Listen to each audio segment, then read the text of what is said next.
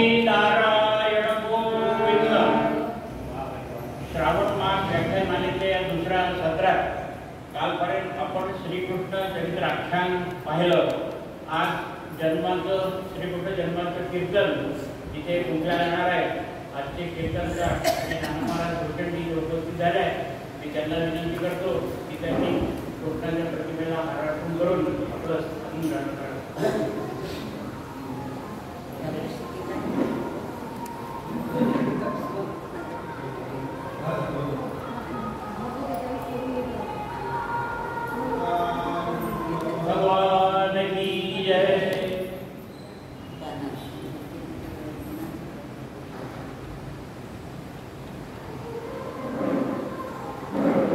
जन्माष्टमी असल्यामुळे गोपाळ कृष्णाचा जन्मदिवस आहे. त्यानिमित्ताने आज जन्माचं कीर्तन नाना महाराज करणार आहे. मी नाना महाराजांना विनंती करतो की त्यांनी आपलं स्थान ग्रहण करावं.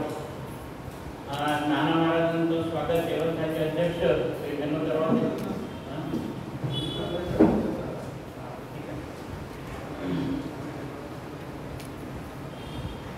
आज या कालपर्यंतच्या आख्यानामध्ये आपण पूर्ण श्रीकृष्णाच्या जन्मापासून तर त्या सर्व त्यांच्या लीला बाललीला वगैरे सर्व आपण पाहिल्या आहे. काल त्या श्रीकृष्णाचं आख्यान पूर्ण आलं.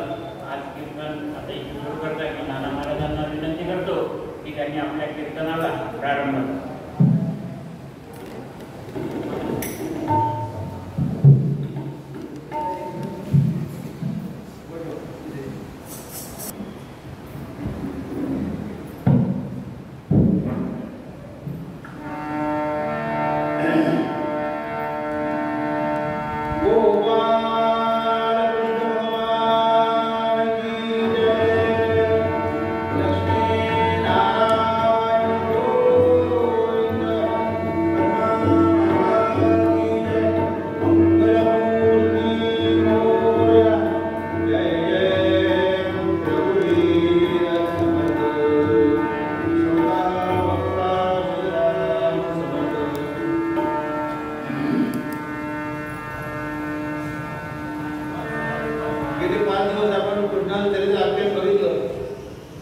जन्माष्टमी आहे आणि अत्यंत चांगला शुभ दिवस आहे.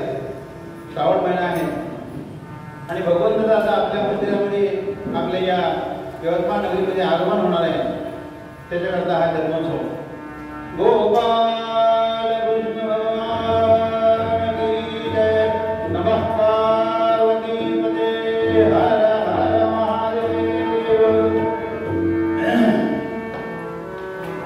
वक्रतुंड महाकाय सूर्यकोटि समप्रभ निर्विघ्नं कुरु मे देव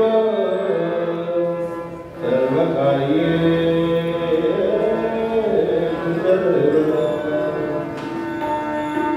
गणनाथ सरस्वती रविशुक्र बृहस्पति पंचैतानीश्वरे नित्यं विद्वाणी प्रवृते. गुरुर्ब्रह्मा गुरुर्विष्णु गुरुर्देवो महेश्वरः. गुरु साक्षात् परब्रह्म तस्मै श्री गुरवे नमः.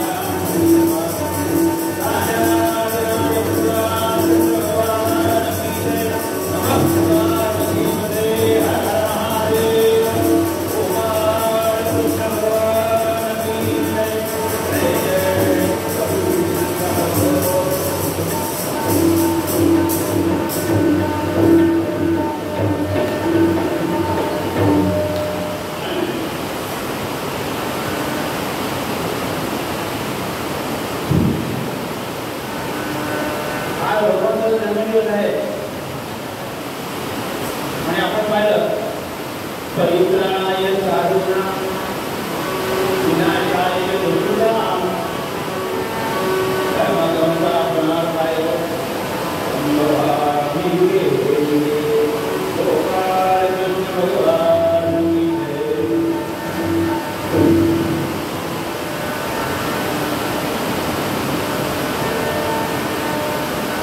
भगवंताचा जन्म हा अधर्माचा नाश करण्याकरता, साधूंचं परित्राण करण्याकरता आणि दुष्टांचं निर्दालन करण्याकरता होणार आहे।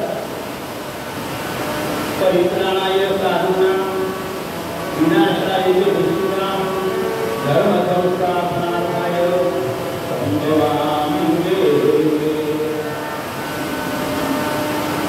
पृथ्वीवर जिकडे जिकडे आणि अधर्म मार्ग होता, साधूंचं परित्राण होत नव्हतं, दुर्मुखी दुराचार मानलेला होता, भ्रष्टाचार मानलेला होता, तरुण लोकांची संख्या वाढलेली होती आणि अशा परिस्थितीत जिकडे तिकडे अराजकता माजलेली होती।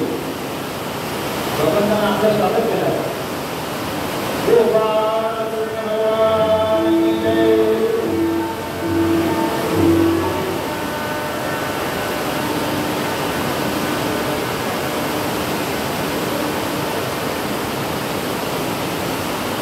आणि अशा या अराजकतेच्या स्थितीमध्ये, अधर्माच्या स्थितीमध्ये भगवंतांना जन्मदिन भाग पडले। त्रेतायुगामध्ये रामचंद्राच्या रूपानं त्यांनी जन्म घेतला आणि द्वापर युगामध्ये भगवान कृष्णाला रूपाला जन्म घेतला। त्रेतायुगामध्ये लहान भावाची कामगिरी केली, मोठ्या भावाची कामगिरी केली आणि द्वापर युगामध्ये लहान भावाची कामगिरी केलेली आहे। म्हणजे एकमेकाचं जे देणं होतं ते विठ्ठल भाग झालं। गोपाल कृष्ण भगवान की जय। आणि भगवंतांनी त्रेतायुगामध्ये ज्या ज्या काही लोकांना आश्वासन दिले होते, आशीर्वाद दिले होते, त्यांना सांगितलं की तुमचे ह्या आता उरलेले आशीर्वाद मी पुढच्या जन्मामध्ये आणि द्वापर युगामध्ये पूर्ण करणार आहे। आणि त्याच्याकरता भगवान गोपाल कृष्णाने जन्म घेतला। मग काय झालं होतं? धर्मावरती ग्लानी जेव्हा दुर्गदुर्गाया देवके जन्मदिन, जेव्हा जेव्हा अधर्म असतो तेव्हा भगवंताच्या रूपानं आणि कोणीतरी संत व्यक्ती असे भगवंत त्याचा निर्माण करतो, कारण तो काळाचा महिमा आहे, अलटपलट होत राहतो। धर्मरक्षणाकरता कोण झालं? भगवंताशिवाय काही पर्याय नाही, तुम्ही आम्ही करू शकत नाही। धर्मरक्षावया अवतार देशी आपुल्या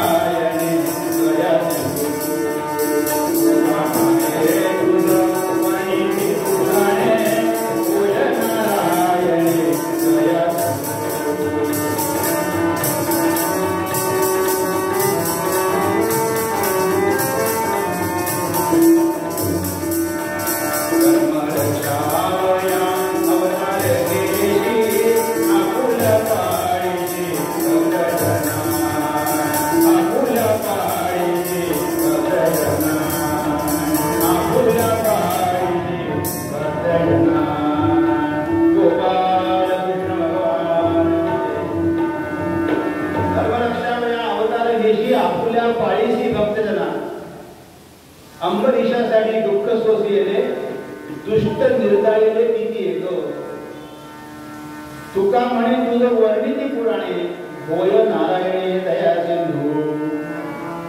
मग धर्मरक्षणाकरता भगवंताचा अवतार आहे. तुकाराम काय म्हणतात? अंबरीशासाठी दुःख सोसिले दुष्ट निर्दाळिले.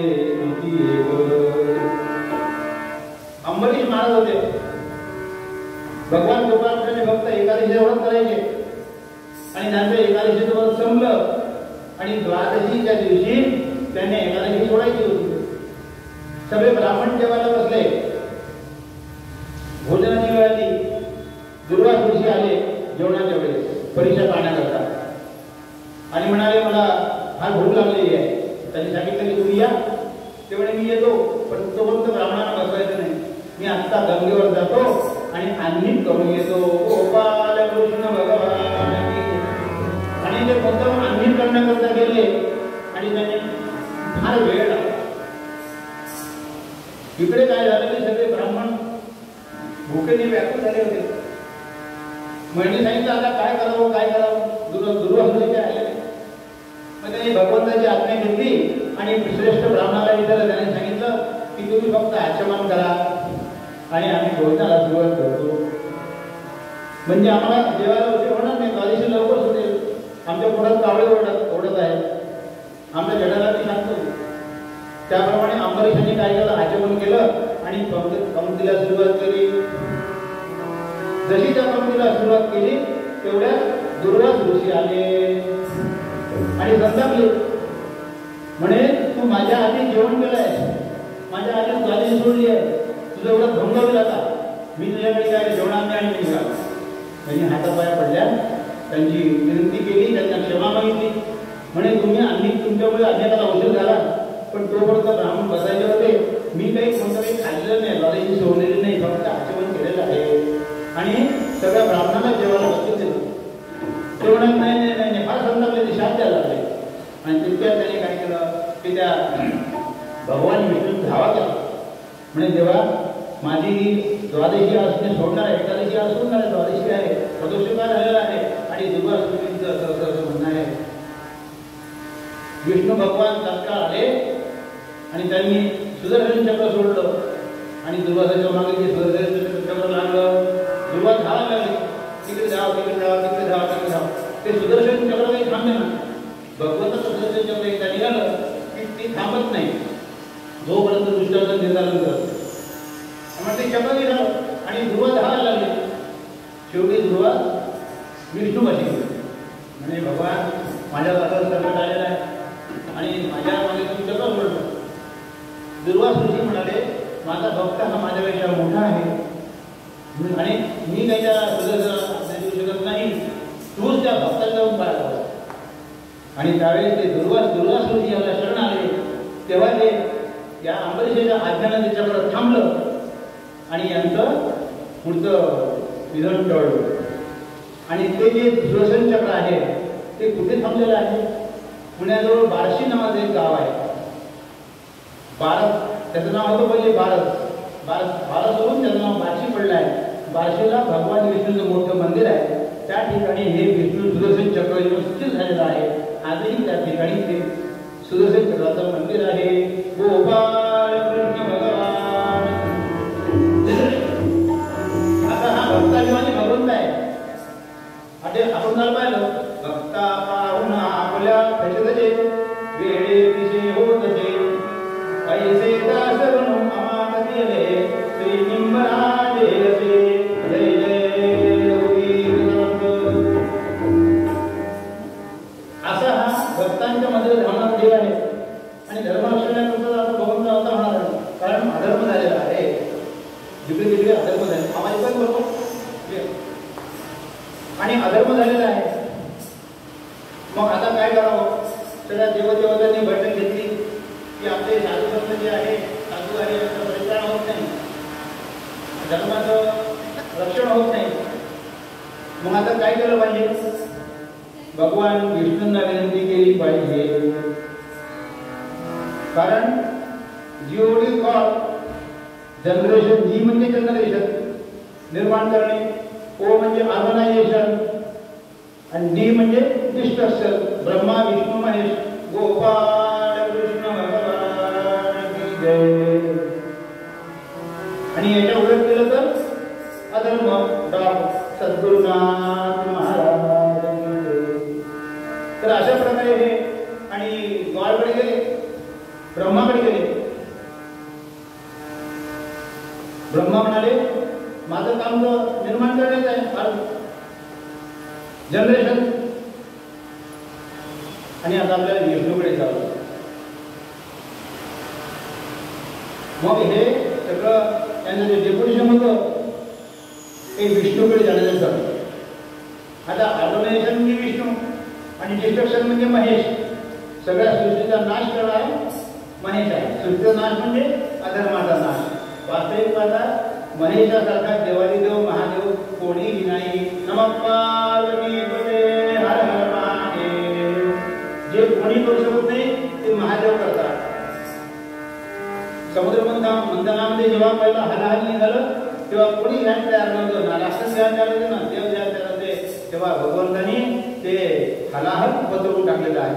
आणि हलाहल पसरवल्यामुळे त्या हलाहलाच्या उष्णतेमुळे भगवंताचा कंठ निळा झालेला आहे. भगवंताला प्रश्न पडला आता हे हलाहल पसवायचं कसं, शांतता कुठे मिळेल, कशाने शांती होईल. त्यांनी तेव्हा राम नामाचा जप केला, भगवान रामचंद्र स्मरण केलं. त्याच्यामुळे त्यांना त्याच्यातून मुक्ती प्राप्त झाली. आणि कंठामध्ये त्याचा म्हणून त्याला नीळकंठ म्हणतात. गोपाळ कृष्ण भगवान की जय. अशी ही परिस्थिती होती. म्हणजे सांगितलं की आता विष्णूकडे जायचं तर पुढे जायचं. तर आपण सगळे जाऊया.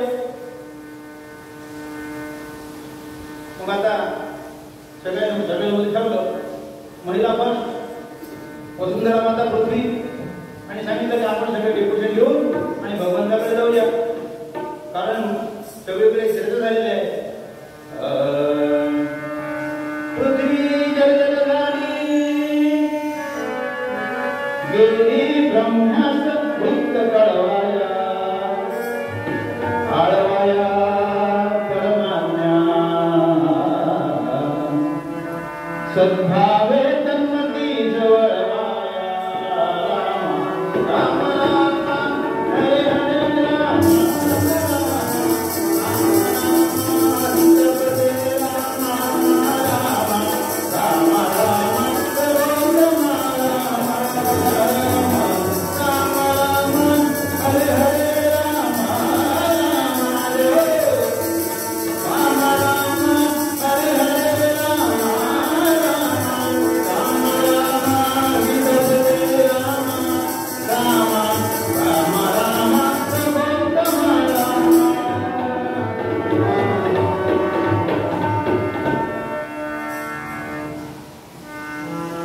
भगवान ब्रह्मदेवाकडे गेले. ब्रह्मदेव म्हणाले या या या आपलं स्वागत आहे.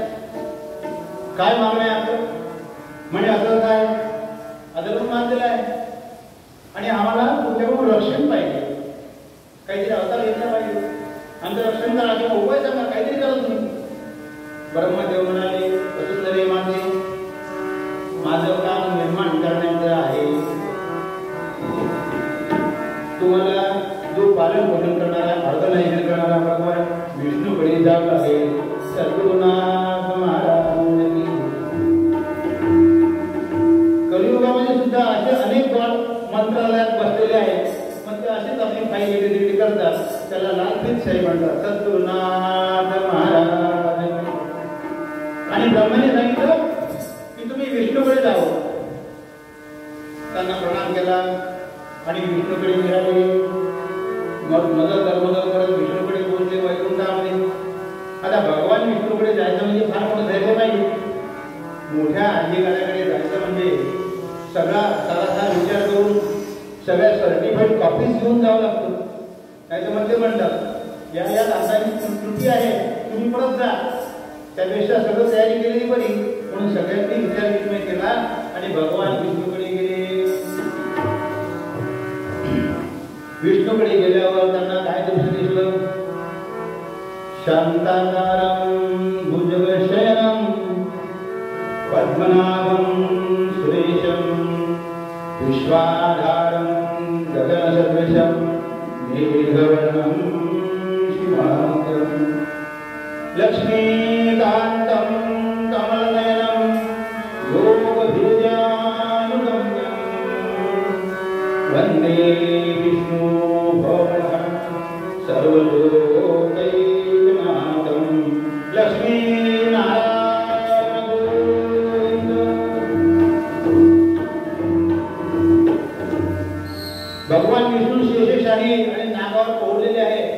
माता लक्ष्मी पादसेवन करत आहे आणि शांताकार पडलेली आहे। आता कसं काय भगवान विष्णूला दोघेजण उभावं म्हणून लक्ष्मी मातेकडे प्रार्थना केली। लक्ष्मी मातेने त्यांचं आणि स्वागत केलं, यावं यावं या या या तर विष्णूला घेऊन दिली होती, कारण हे मृतलावाचे मंत्री ते वैकुंठातले मंत्री। गोपाल कृष्ण भगवान की जय। त्यांचं स्वागत केलं आणि सांगितलं बसा बसा, काय समस्या आहे? इतके लोक आले म्हणजे काहीतरी समस्या असली पाहिजे। आपण आपल्या सोसायटीमध्ये नाला नसल्या पाणी नसलं की डेपोशन घेऊन जातोच की जलसंधारणामध्ये। गोपाल कृष्ण भगवान की जय। आणि त्यांनी ते डेपोशन केलं। कृष्णाला सांगितलं की पृथ्वीवर अधर्म मांडलेला आहे, तम पण मांडलेला आहे आणि साधू संतांचं परित्राण होत नाही, निर्धारण होत नाही, परिधान होत नाही, अधर्माचं निर्धारण होत नाही। म्हणून तुमची आम्हाला सहाय्याची आवश्यकता आहे, आम्हाला सहाय्य करा, अवतार घ्या। ते म्हणाले बरोबर, काय काय झालं, काय काय झालं? आम्हाला भगवंताची सेवा करता येत नाही, यज्ञ याग करता येत नाही, कीर्तन करता येत नाही, श्रीकृष्ण चरित्र आख्यान करता येत नाही, मग करायचं काय? तुमची मदत असायची होत नाही। बरोबर म्हणते अहो वसुंधरा माते, तुम्हाला कल्पना आहे पण हा प्रत्यंतर आहे। काही दिवस आपले, काही दिवस त्यांचे, कधी धर्म वाढतो, कधी अधर्म वाढतो, कधी सात्विक गुण वाढते, कधी तमो गुण वाढतो। मग आपल्याला सात्विक गुण वाढवलं पाहिजे, आपण सगळं पाहिजे तेच पाहिजे। सत्वगुणे भगवत भक्ती, रजोगुणे पुनरावृत्ती, तमोगुणे नदोगती पावती प्राणी। तो समर्थ म्हणतात हा तिन्ही देह त्रिगुणाचा, सत्व रज तमाचा, त्यामुळे सत्वाचा उत्तम गुण। गोपाल कृष्ण भगवान की जय। हा सत्वगुण वाढवा आणि तुम्ही काही काळजी करू नका, तुमच्या मध्ये आम्ही करणार आहे, आम्हाला लक्षात आलं आहे तुमच्या सामन्यावर अधर्म वाढलेला आहे। झालं सगळ्यांचं सांत्वन झालं आणि आश्वासन घेऊन धीर घेऊन सगळे भूमीवर पुन्हा परत आले आणि त्यांना सांगितलं देवाने की तुम्ही काही काळजी करू नका, मी अवतार घेऊन येतो, परंतु देरे हरी परंगावरी असं काम करायचं नाही। सद्गुरुनाथ महाराज की जय। मी तुम्हाला मदत करणार आहे, पण तुम्ही पण आपापल्या सैन्यानिशी, तुमच्या मायेनिशी तयार राहा। कोणाकरता? अधर्माची लढण्याकरता, राक्षसांची लढण्याकरता। आणि सांगितलं अहो आपल्या भगवद्गीतेमध्ये लिहिलं आहे की हा काळ नेहमी येत असतो, कधी सुख कधी दुःख, कधी धर्म जिंकतो, कधी अधर्म वाढतो। आणि ही परिस्थिती सोडवण्याकरता मला वारंवार अवतार घ्यावा लागतात। असे माझे 10 अवतार आहेत। आता हा 8वा अवतार घेण्याची वेळ तुमच्या डेप्युटेशनमुळे आली आहे। काही निश्चिंत जाणं तुम्ही आणि तुमच्या मागेच मी येतो आहे। आश्वासन दिलं, निघाले। भगवान उत्तर देतात, त्यांनी सांगून करतात देवदैत्य संग्रामाची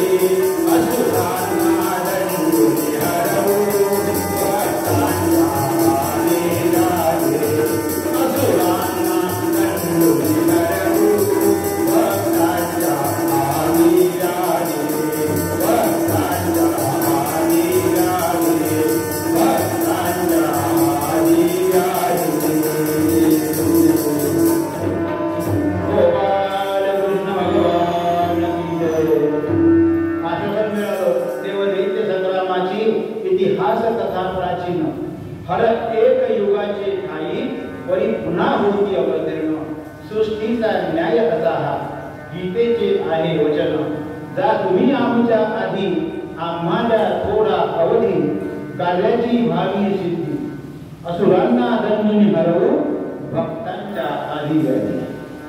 आणि अशा प्रकारे भगवंतांना आश्वासन दिलं आणि सांगितलं की मी तुमच्या पृथ्वी तलावर पुन्हा अवतार घेणार आहे, काळजी नसावी.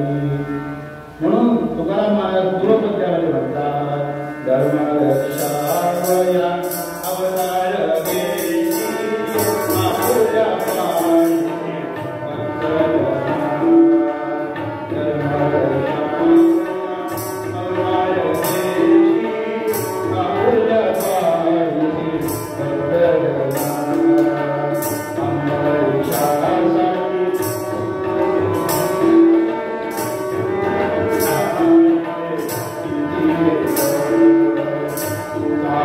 Amen.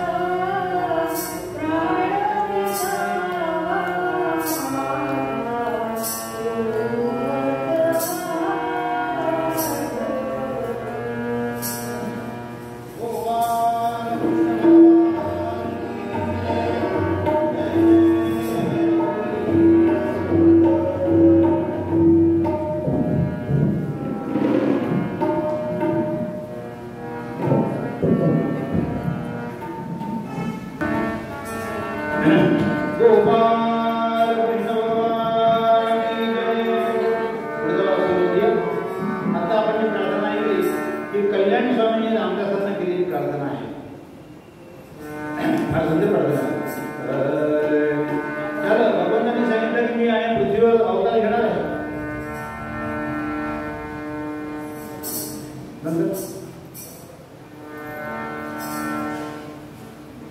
माझ्या बाजूला जे दोन कलाकार आहेत, तज्ञ कलाकार, यांचं नाव आहे भांडेगावकर गुरुजी. ते तबल्यावर मला कीर्तनामध्ये नेहमी बरेच वेळा साथ करतात. आणि हे आमचे आहे पाटमासे, हे संवादीवर मला साथ करतात. हे फक्त कीर्तनाला साथ करतात, परंतु यांनी मात्र मला नोकरीमध्ये आम्ही सोबत कामगिरी केलेली आहे. ते जवळजवळ 30-35 वर्ष आम्ही सोबत होतो. गोपाल कृष्ण भगवान. आता हार्मोनियम म्हणजे हात आणि तो म्हणजे तबला, आणि हे माझे दोन हात नसले तर कीर्तनकार मध्ये तबला सद्गुरुनाथ महाराज म्हणून त्यांना सोबत घ्यावं लागतं असं. तर अशा प्रकारे भगवंतांनी आणि आश्वासन दिलं की मी पृथ्वीवर येणार आहे, तुम्ही काही काळजी करू नका. आता हा सगळा संवाद मीडियाला माहितीच असतो. आणि भगवंताची मीडिया म्हणजे महर्षी नारद, त्यांनी ऐकलं आणि भगवंताला सांगितलं की भगवंता तुम्ही आता अवतार घेणार आहे, कोणत्या रूपात घेणार आहे हे सांगा मला. अरे म्हणे काय सांगू तुला, आता मी वसुदेव देवकीच्या पोटी जन्म घेणार आहे. वृष्णी कुलाचा वासुदेव आणि भोज कुलातली कन्या देवकी हे माझे आईवडील राहतील, त्यांच्या पोटी मी जन्म घेणार आहे. लोकांची कथितो कथा सकल ही जाऊन या भूवरी. लोकांची कथितो कथा सकल ही जाऊन या भूवरी.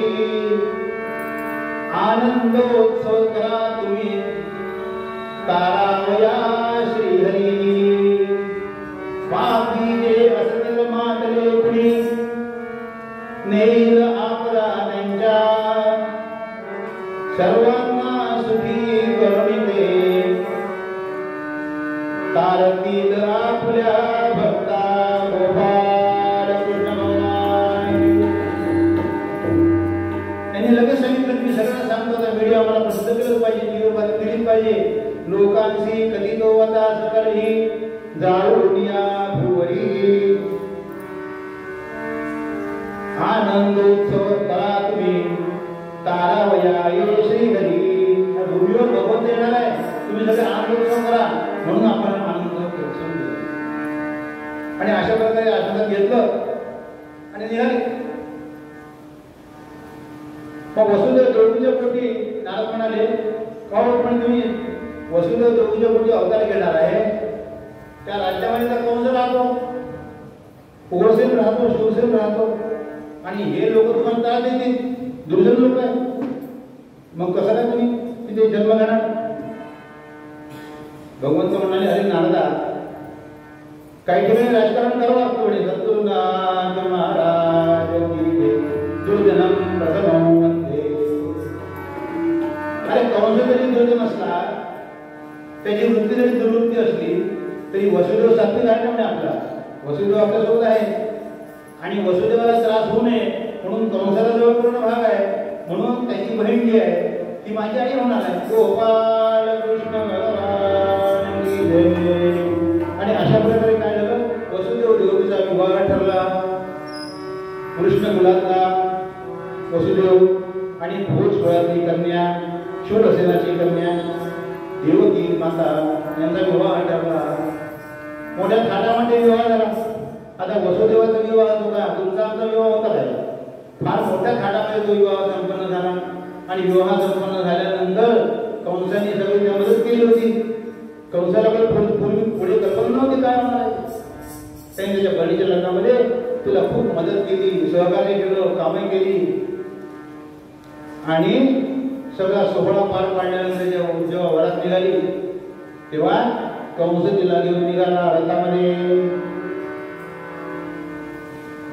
झालं, देवकीची बोलवण सुरू झाली सासरी जाण्याकरता वसुदेवाकडे. आणि रथ सजवला, रथामध्ये बसले. जा मुली जा, दिल्या घरी तू सुखी राहा वगैरे वगैरे सगळं. आणि रथ निघाला. सगळे लोक गावातले आणि वेशीपर्यंत आले सोडण्याकरता, कारण सगळे पेपर होते. कंस स्वतः रथ चालवत होता आणि वसुदेव देवकी त्या रथामध्ये बसलेली होती. आणि काही अंतरावर रथ गेल्यानंतर आकाशवाणी झाली, अरे कंसा, तू कोणत्या भ्रमात आहेस? हा तुझ्या बहिणीचा म्हणजे देवकीचा 8वा पुत्र तुझा वध करणार आहे. गोपाल कृष्ण भगवान की जय. त्याच्या डोक्यात सगळे तारेच चमकले. माझ्या बहिणीचा 8वा पुत्र आणि माझा वध करणार. त्यांनी खाड करून तलवार काढली आणि देवकीच्या अंगावर धावून गेला. तिचा आता शिरच्छेद करायचा, कारण हिला होणारा मुलगा हा माझा काळ ठरणार आहे. म्हणून तिने तलवार काढली आणि एकदम तिच्या अंगावर धावून गेला. वसुदेव एकदम धावत आला आणि हात धरले, म्हणे बाबा कंस असं का करतोस? अरे अजून वरात घरी पण गेलेली नाही आणि तू तलवार घेऊन तुझ्या मागे लागला, इतका दुष्टपणा करतो. अहो काय सांगतो, वसुदेवा असं आंदोलन झालेली आहे की तुझं देवकीचा 8वा पुत्र तुमचा 8वा पुत्र माझा वध करणार आहे. वसुदेव म्हणले, जरी आकाशवाणी झाली तरी तू काही काळजी करू नको, मी तुला माझे सगळे पुत्र देऊन टाकेन, तू मारून टाकायला झाली. कंसाला फार त्यांच्याबद्दल हे होता, विश्वास होता आणि वसुदेव खरंच प्रामाणिक होता. मग वसुदेवाच्या बोलण्यावर विश्वास ठेवून कंसाने तलवार पुन्हा कायम केली आणि आमचा रथ चाललेला आहे.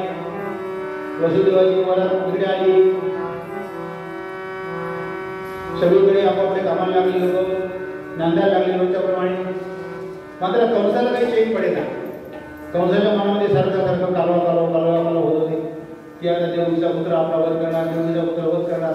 त्याला जळी जळी काष्टी पाषाणी आणि देवकीचा पुत्र भगवान कृष्ण दिसू लागला. कुठे दिसायला लागला. त्यांनी काय केलं, आता काय उपाय करावा, म्हणजे यांना दोघांना कैदेत टाकून दिला. म्हणून त्यांनी वसुदेव आणि देवकीला कैदेत ठेवलं आणि सगळ्यांना सांगितलं की हे बघा, देवकीचा 8वा पुत्र माझा वध करणार आहे आणि तुमचं सगळं काम आहे माझं रक्षण करण्याचं. तर तुम्ही हा सगळा पहारा ठेवायचा आणि देवकीला पुत्र झाला की मला कवरबाद द्यायची, मी येईन आणि तिचा पुत्र ठार करीन. सगळीकडे राज्यसभेचा निर्णय झाला, पहारेदार लागले, तिकडे तिकडे बंदोबस्त, कडेकोट. वसुदेव देवकी जेलमध्ये कुटुंबामध्ये आहे, त्यांना जेलमध्ये संसार सुरू झाला. कालांतराला काय झालं, देवकीला दिवस गेले आणि यांना वार्ता कळली की देवकीला दिवस गेलेले आहे आणि आमच्या वेळेनंतर तिला आणि पुत्ररत्न भोगण्याचे काय प्राप्त होणार, अपत्य प्राप्त होणार. कंस तयार होता, झालं पहिला मुलगा झाला, टहा रडण्याचा आवाज आला आणि कंसाला फोन केली. कंस आला, कुलप उघडले, आतमध्ये गेला, त्याचा मुलगा घेतला आणि तो दगड आठवून मारून टाकला. गोपाळ कृष्ण भगवान. आता मारण्यापूर्वी काय झालं की कंसाला वाटलं, कंसाला देवकीने विनंती केली, अरे म्हणे कंसा, तो माझा भाऊ आहे, इतक्या अजान सारखा तू का मारतोय? तुला सांगितलं की 8वा पुत्र तुझा प्राण येणार आहे, मग पहिल्या पुत्राला तू का मारतो? तू 8व्या पुत्राला मारती. त्याला पटलं ते.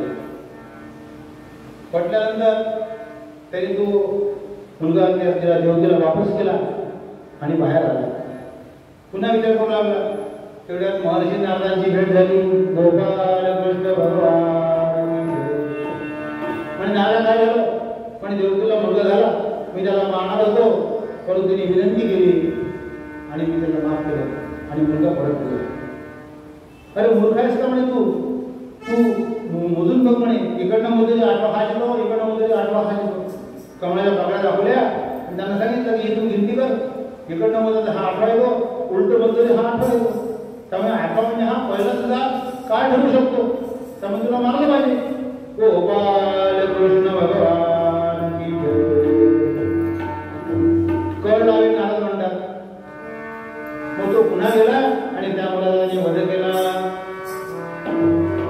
देवकीला फार दुःख झालं. असं करता करता करता पुन्हा दुसरा पुत्र झाला आणि तोही मारून झाला. तिसरा पुत्र झाला. त्यावेळेस सांगितलं की पुन्हा बंदोबस्त म्हणून ठेवायचा आहे, कोणी याच्यामध्ये हायवे करायची नाही, ड्युटी बजायची आहे. कारण माझा हिचा 8वा पुत्र माझा काय ठरणार आहे आणि सगळेच पुत्र मला हिला मारायचे आहे. म्हणून 2 झाले, 3 झाले, 4 झाले, 5 झाले, 6 पुत्र मारले गेले. आता ही भयभीत झाली होती देवकी आणि वसुदेवाची एक पत्नी गोकुळामध्ये राहत होती रोहिणी नावाची. नंद बाबा यशोदा बाबा गोकुळात राहत होते. आता हिला इतकं झडपण आलं होतं, इतका बीपीचा हाय झाला होता की 7व्या अपत्याच्या वेळी तिचा गर्भ भरून पडला. गोपाळ कृष्ण भगवान, तो गर्भ भरून पडला. कंसाला वार्ता समजली की हिचा गर्भ गळून पडलेला आहे. त्याला विश्वास बसेना. त्याने स्वतः येऊन सगळी चौकशी केली, खात्री पटली, पुन्हा परत गेला. असं करता करता करता करता पुन्हा 8व्या पुत्राची वेळ आली. 8व्यांदा देवकी गर्भवती झाली. पण यावेळेस देवकीचा गर्भात काही विलक्षण होतो. देवकी वसुदेवाला म्हणायची की मला तलवार आणून द्या, मला शस्त्र आणून द्या, मी त्या कंसाला ठार मारेन, त्या दुष्ट कंसाचा वध करेन. अशी बडबड करत होती. वसुदेवाला सांगितलं, देवकी तू अशी बडबड का करतेस? ती म्हणे, मला असा भास होत आहे, माझ्या अंगात शक्ती संचारलेली आहे की मला शस्त्र आणून द्या, मला कंसाचा वध करायचा आहे. आणि वसुदेवा तिला सांत्वन केलं. तिला पुन्हा शांत झोप लागली.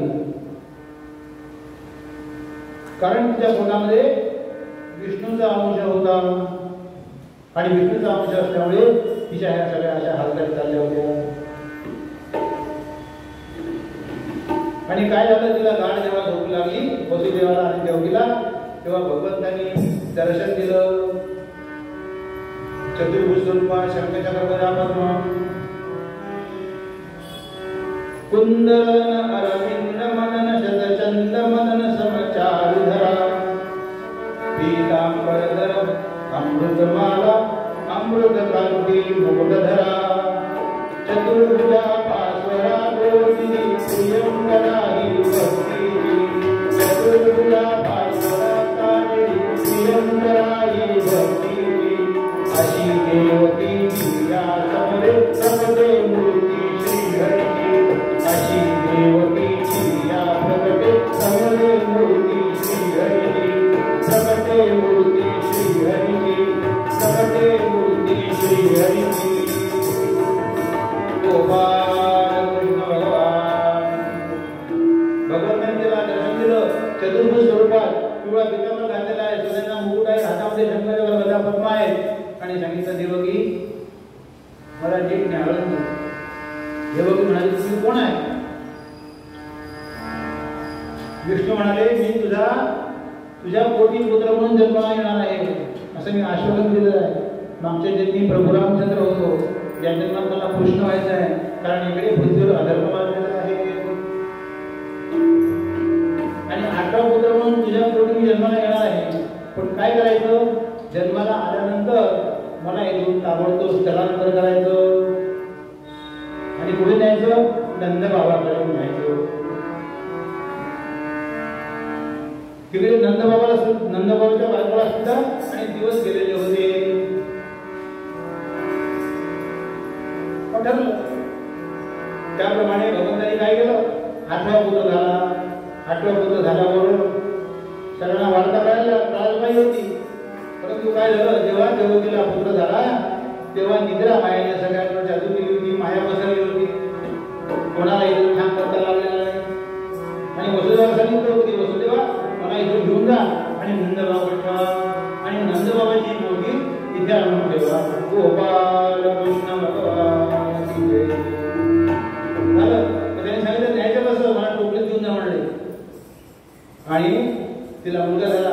हे कोणाला माहिती नाही.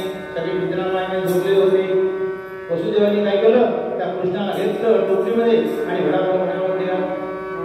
वसुदेव निघाल्याबरोबर सगळे गुलगो ओढायला लागले. सगळे पहाडीमध्ये फुटलेले होते आणि जायला लागले. भरपूर पाऊस, असाच पाऊस तेव्हा होता. आजही पाऊस आहे. कदाचित भगवान कृष्ण आले असतील पुढे, आपल्याला दिसणार नाही कारण ती दृष्टी नाही. गोपाळ कृष्ण भगवान धो धो पाऊस व्हायला लागला. जिकडे तिकडे इजा करायला लागल्या. यमुना नदी भरून वाहू लागली वसुदेवाला आणि जाणं मुश्किल झालं. काय प्रसंग आहे तो, नवमेघाने आक्रमिले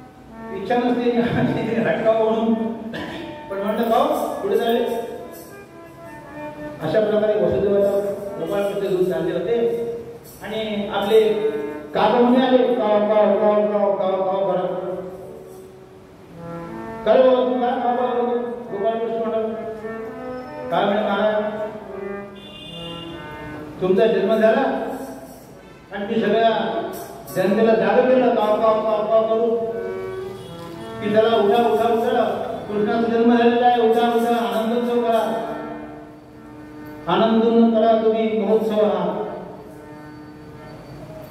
मी सगळ्यांना जागा केलो. बरोबर असं करा, फार चांगलं सांगतो. मग तुला काय पाहिजे? नाही मला तुला पाहिजे तुझ्या पूर्ण समाजाला पाहिजे एक सांगून देऊ गोपाळ कृष्ण भगवान म्हणे तेव्हा माझी एकच इच्छा आहे जशी तुमची पूजा होते तशी माझी देखील पूजा व्हावी गोपाळ कृष्ण भगवान गोपाळ कृष्णाने म्हणत खास तू तुझी पूजा हो म्हणून आपण ज्या गोकुळ करतो त्या गोकुळामध्ये एक कावळा सुद्धा करतो आणि त्याचे आज पूजन केलं जातं गोपाळ कृष्ण भगवान आता का करून गेले पुढे गर्दभ महाराज आले गाढव ते ओरडायला लागले लादायला लागले भगवंतांनी थोडा वेळ लक्ष दिलंच नाही पण याचं काही भगवान थांबत नव्हतं शेवटी गर्दभच ते तसे कलियुगामध्ये सुद्धा अनेक गर्दभ सकाळी उठले की ओरडत असतात टीव्हीवर सद्गुरुनाथ महाराज त्यांना लोक सांगतात अरे बाबा गर्दभा ओढू नको कृष्णा जन्म व्हायचा आहे तर तो नाव टाकून कृष्णच व्हायचा गोपाळ कृष्ण भगवान असं हे गर्दभ आलं आणि ते ओरडायला लागलं गोपाल कृष्ण म्हणाले बाबा आता तुझं काय काकू म्हणजे ओरडू त्याचं सांगून केलंय तुला काय पाहिजे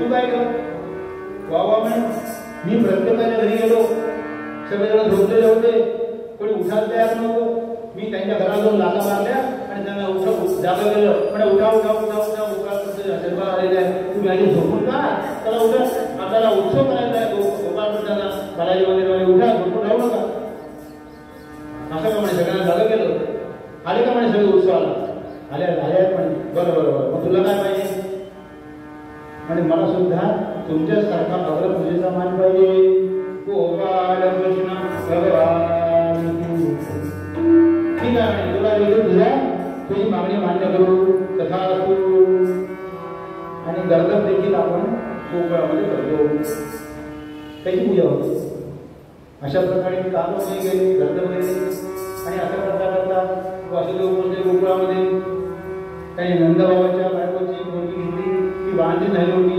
ती प्रसव पुरुषामध्ये होती तिला ग्लानी आली होती तिला काही कळत नव्हतं काही सुद्धा काही नाही आणि आम्ही ती पोटी घेतली सगळी माया बसवली तिकडे तिकडे भगवंताची माया होती आणि निद्रा मायाने सगळ्यांना अगदी भरून टाकलं होतं त्यांनी आपला गोपाळ म्हणून ठेवला आणि त्यांची मुलगी घेतली आणि निघाले धर्मदर करत पुन्हा पार करून आले आणि आल्यानंतर पाहतो सगळे झोपलेले आहेत कुलकुल लागलेले आहेत कोणाला काही खबरदार नाही आणि वसुदेव आल्याबरोबर सगळे झाडं उघडायला लागले पहारेकडे झोपलेले होते वसुदेवानी ती मुलगी आणि देवकी जवळ ठेवली आणि आपल्या जागेजवळ बसला थोड्या वेळ त्या मुलीला रडण्याला आणि सगळे पहारेकरी जागे झाले पहारेकरी जागे होण्याचं कारण म्हणजे वसुदेवाचं काम पूर्ण झालं होतं गोपाळ कृष्ण भगवान आणि ते पूर्ण होईपर्यंत निद्रा देवीने आपलं काम केलं होतं कोणालाही उठी दिलं नाही आणि मुलीचा आवाज आला सगळे म्हणाले अरे देवकीला मुलगी झाली मुलगी झाली मुलगी झाली तो त्याला की प्रभू त्याला वाटलं आठवा पुत्र आला काय जन्माला म्हणून आला पाहायला तो त्यांनी पाहिलं देवकीला मुलगी झालेली आहे गेला धावत धावत आतमध्ये मुलगी घेतली काय म्हणे तेवढे अरे दादा हा मुलगा नाही ही मुलगी आहे आणि मुलगी तुला काय बदल करणार ती आता 2 दिवसाची ओली आहे तिचे केस देखील नाही तर तिचं बाळसरूप झालं नाही अजून तिला डोक्यात केस पण सगळे ओले ओले आहेत इतकी लहान 2 दिवसाची 1 दिवसाची मुलगी आणि तू बाळको आहेस तू काय अधम आहेस की काय तू तिच्या पाया पडते म्हणे तिला मारू नको तो म्हणे नाही त्यांनी जबरदस्ती मुलगी घेतली आणि तिला दगडावर मारणार तेवढ्यात तिच्या हातून ती निसटली आणि आकाशामध्ये गेली जगदंबा माता की जय तर ही जी मुलगी होती ही दुसरी दिवशी कोणी नसून ती विंध्यवासिनी होती त्या विंध्यवासिनीचं मंदिर मिर्झापूरमध्ये काशीजवळ आहे आणि या देवीची पूजा यादव वंशी लोक जास्त करतात गोपाल कृष्ण भगवान की जय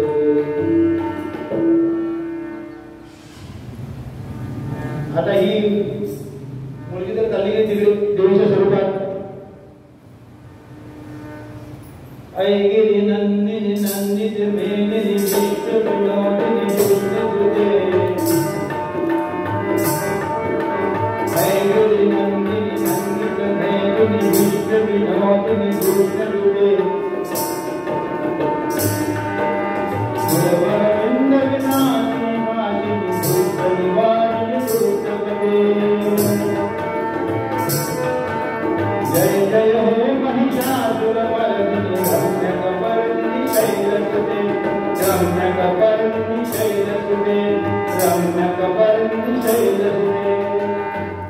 गोपाल कृष्ण भगवान अशी देवाची आणि आकाशात गेल्याने सांगितलं की अरे मोठा तुझा काळ आणि भूगोल वाढतोय,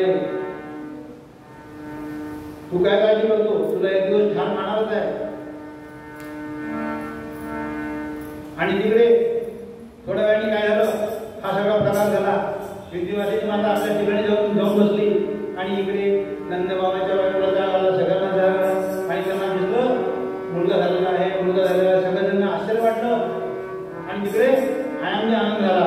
नंद के आनंद भयो जय कन्हैया लाल की, नंद के आनंद भयो जय कन्हैया लाल की, अति घोड़ा पाल की जय कन्हैया लाल की, अति घोड़ा पाल की जय कन्हैया लाल की. गोपाल कृष्ण भगवान की जय. अशा प्रकारे गोपाल कृष्णाचा जन्म झाला आणि आता आपण गोपाल कृष्णाचा पाळणा करूया.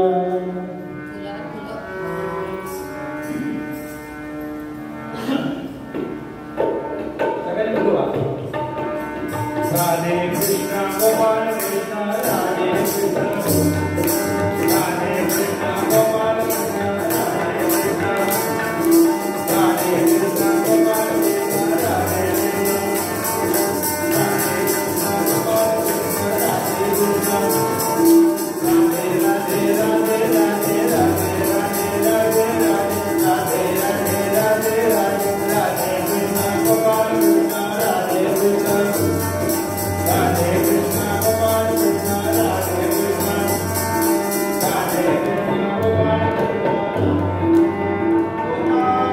कृष्ण भगवान की जय. भगवानाचा जन्म झालेला आहे, त्याला आता पाण्यात टाकायचं आहे, तर त्याला थोडा गोपा करायचा तर करा. हे नारळ घ्या कोणी म्हणतो गोविंद घ्या कोणी गोपाळ घ्या, गोविंद घ्या कोणी गोपाळ घ्या, गोविंद घ्या कोणी गोपाळ घ्या, गोविंद घ्या कोणी गोपाळ घ्या, गोविंद घ्या कोणी गोपाळ घ्या, कोणी गोपाळ घ्या, गोविंद घ्या कोणी गोपाळ घ्या. मला इकडे घ्या, इकडे घ्या, इकडे घ्या. गोविंद घ्या कोणी गोपाळ घ्या, गोविंद घ्या कोणी गोपाळ घ्या, गोविंद घ्या कोणी गोपाळ घ्या, गोविंद घ्या कोणी गोपाळ घ्या, गोविंद घ्या कोणी गोपाळ घ्या, गोविंद घ्या कोणी गोपाळ घ्या, गोविंद घ्या कोणी गोपाळ घ्या, गोविंद घ्या कोणी गोपाळ घ्या, गोविंद घ्या कोणी गोपाळ घ्या.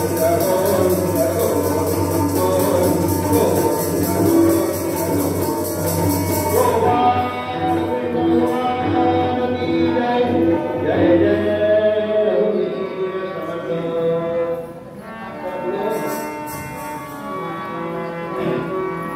आता गोपाळ झाला. त्याच्यानंतर देवकी मातेला नाणी केली.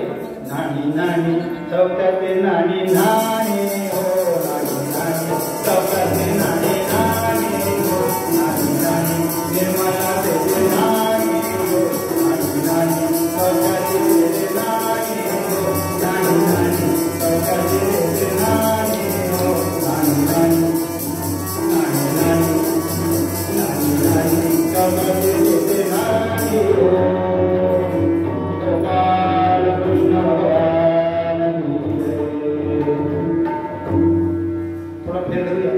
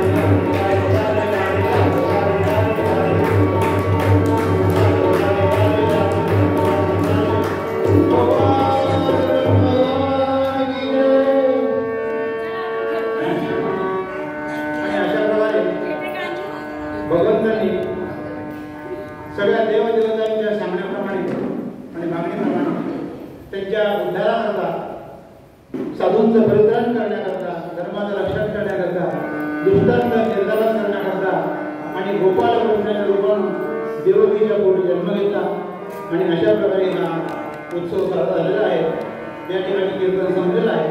आता पुढे आरती करूया. गोपाल कृष्ण भगवान की जय.